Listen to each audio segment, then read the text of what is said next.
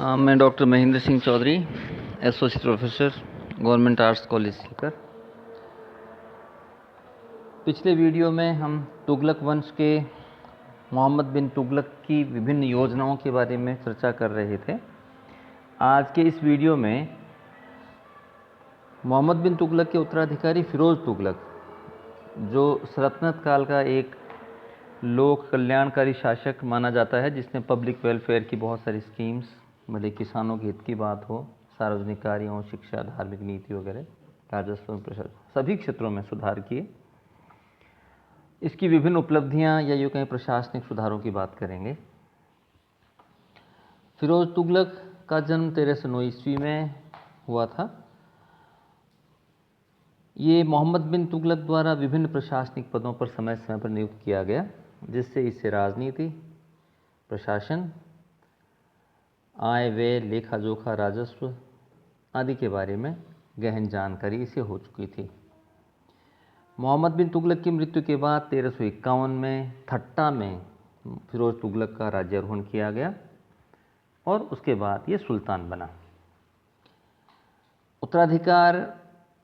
उत्तराधिकारी के रूप में इसे कुछ समस्याओं का सामना करना पड़ा, जैसे मोहम्मद बिन तुगलक की विभिन्न योजनाओं की असफलता के बाद में जो अव्यवस्था और प्रशासन में शिथिलता जो आई थी, इसका इसे सामना करना पड़ा।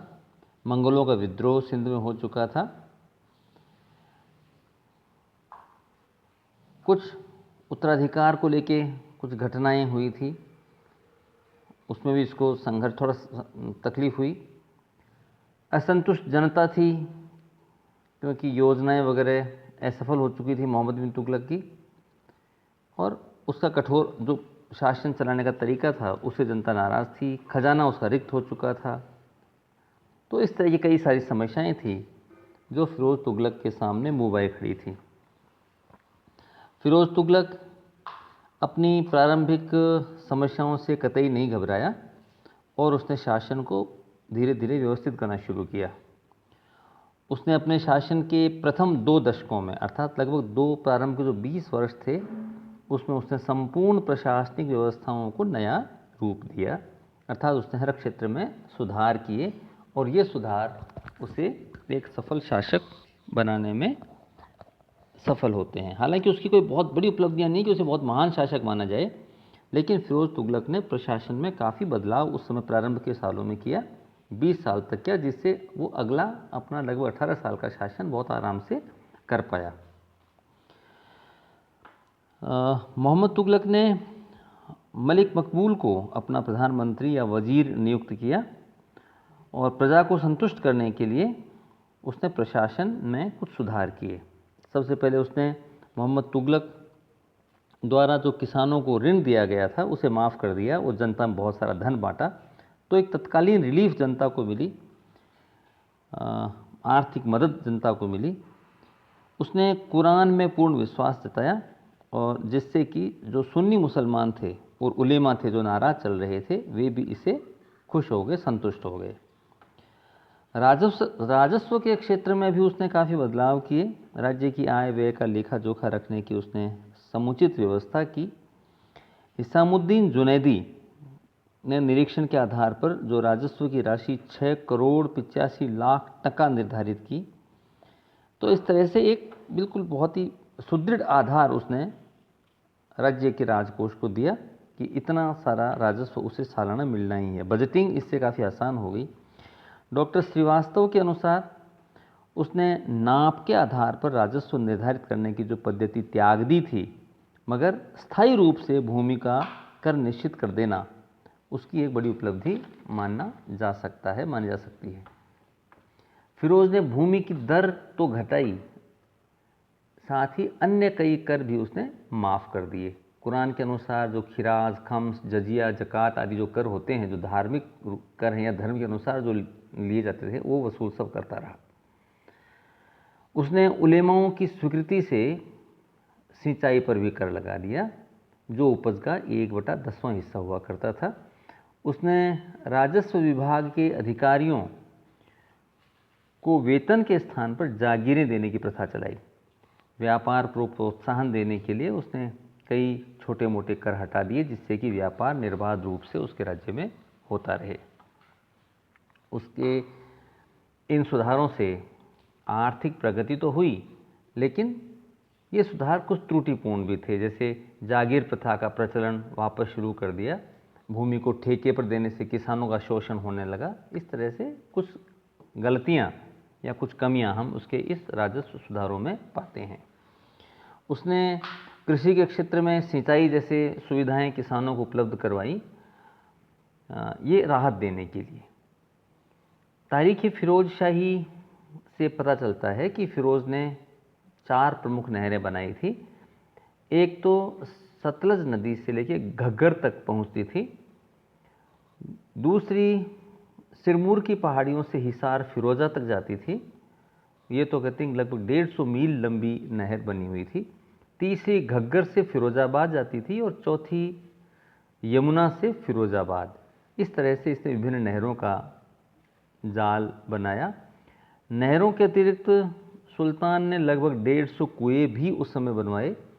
इससे राज्य की कृषि की पैदावार बढ़ी और अफीफ के अनुसार दोआब में लगभग 52 नए गांव आबाद हो गए। तो इस तरह से इसने सिंचाई के क्षेत्र में बदलाव करके, कृषि को प्रोत्साहित करके, और ये आबादी इस तरह से शहरों का या नए गांवों का बसाने में इसने मदद की।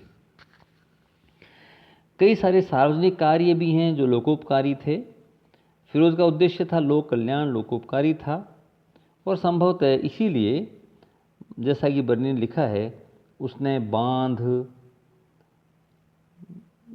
मस्जिद, महल, कुएं, सराय, नहर, औषधालय आदि जो आम आदमी की ऐसी सुविधाएं काम आती हैं, इनका उसने निर्माण करवाया था। बहुत सारे बाग उसने लगवाए थे, बाग बगीचों का वो शौकीन था, और ऐसा माना जाता है कि दिल्ली के आसपास उसने लगभग 1200 बाग लगवाए थे। फिरोज को स्थापत्य का भी बहुत लगाव था, स्थापत्य पसंद करता था। दिल्ली स्थित फिरोज कोटला इसका बड़ा उदाहरण है। उसने सिर्फ नए राजप्रासादों या महलों का निर्माण ही नहीं करवाया, बल्कि जो पुराने जर्जर अवस्था में थे उनकी भी उसने मरम्मत करवाई। फतेहाबाद, हिसार, फिरोजा, फिरोजपुर, जौनपुर आदि नगर भी उसके द्वारा ही बसाए गए नगर थे। तो इस तरह से शहरीकरण की शुरुआत भी हम इस काल में पाते हैं कि किस तरह से उसने सल्तनत काल में विभिन्न नगरों का निर्माण किया, उनको बसाया।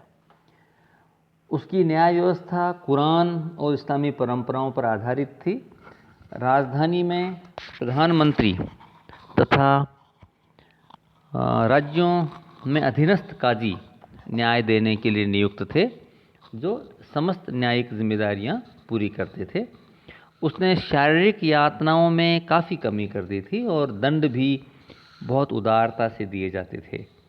बेरोजगारी की समस्या को सुलझाने के लिए उसने एक कार्यालय की स्थापना की, जो बेरोजगारों को उनकी योग्यता के अनुसार रोजगार उपलब्ध करवाता था। दीवाने खैरात बांटने के लिए, मदद करने के लिए दीवाने खैरात के माध्यम से गरीबों को आर्थिक मदद दी जाती थी। खैरात ए अस्पताल से बीमारों का निःशुल्क उपचार किया जाता था। तो इस तरह से कई सारे लोक कल्याण या लोकोपकारी कार्य उसने करवाए थे। शिक्षा और साहित्य के क्षेत्र में भी उसका योगदान रहा। वह विद्वानों का आश्रयदाता था, उन्हें आश्रय देता था, संरक्षण देता था, और दरबार में ज़ियाउद्दीन बर्नी, शम्स सिराज, मिर्ज़ा अफ़ीफ़ ऐसे कई विद्वान थे। सुल्तान खुद लेखक है और उसने फतुहात फिरोज शाही नामक ग्रंथ लिखा था। उसने उस काल में कई संस्कृत ग्रंथों का फारसी में अनुवाद करवाया, अर्थात वो साहित्य और शिक्षा में रुचि लेता था। उसकी जो धार्मिक नीति थी वो काफ़ी कट्टर थी, वो कट्टर मुसलमान शासक था। उसने हिंदुओं के प्रति उसका जो रवैया था बहुत कठोर रहता था। वह लिखता है, मैंने अपनी काफिर प्रजा को पैगंबर का धर्म स्वीकार करने के लिए उत्साहित किया और मैंने यह घोषित कर दिया कि जो मुसलमान हो जाएगा उसे जजिया से मुक्त कर दिया जाएगा। ये उसने लिखा है। तो इसका मतलब है कि वो मुस्लिम धर्म का प्रचार प्रसार चाहता था। जो अन्य धर्म को मानने वाले लोग थे उन्हें वो मुस्लिम फोल्ड में या इस्लाम धर्म में परिवर्तित करना चाहता था। ब्राह्मणों पर जजिया लगाने वाला वह संभवतः पहला मुस्लिम शासक था जिसने ब्राह्मण वर्ग को जजिया कर लगाया। इसलिए उसे जो समकालीन इतिहासकार हैं, उसके दरबारी जो इतिहासकार हैं, जो फारसी इतिहासकार हैं, इन सब ने उसे एक आदर्श मुसलमान शासक कहा है। उसकी धार्मिक कट्टरता उस पर उलेमाओं के प्रभाव का परिणाम थी कि उलेमाओं से वो काफ़ी प्रभावित था। कुरान और इस्लामिक परंपराओं में वो विश्वास करता था और इसलिए वो कट्टरता से शासन भी करता था और उलेमाओं का प्रभाव उसके ऊपर था। तो उसकी धार्मिक नीति काफ़ी कट्टर थी। वो उदार धार्मिक शासक नहीं था। सैनिक क्षेत्र, क्योंकि उस समय सेना महत्वपूर्ण अंग हुआ करती थी शासन के सफल संचालन के लिए, तो इस क्षेत्र में भी उसने काफ़ी बदलाव किए हैं। सैनिकों को संतुष्ट रखने के लिए उन्हें जागीर देने की प्रथा उसने लागू की और उनके अधिकार और सेवाएं उस पर पैतृक कर दिए कि आगे से आगे पीढ़ियों को वो अधिकार उनको ट्रांसफ़र होते रहेंगे। अर्थात एक बार एक सैनिक परिवार को कोई जागीर मिल गई है या भूमि मिल गई है तो वो उसकी पीढ़ियों में आगे चलती रहेगी। इससे सेना तो बहुत जल्दी ही बहुत बड़ी हो गई, विशाल सेना बन गई हो सकती थी, लेकिन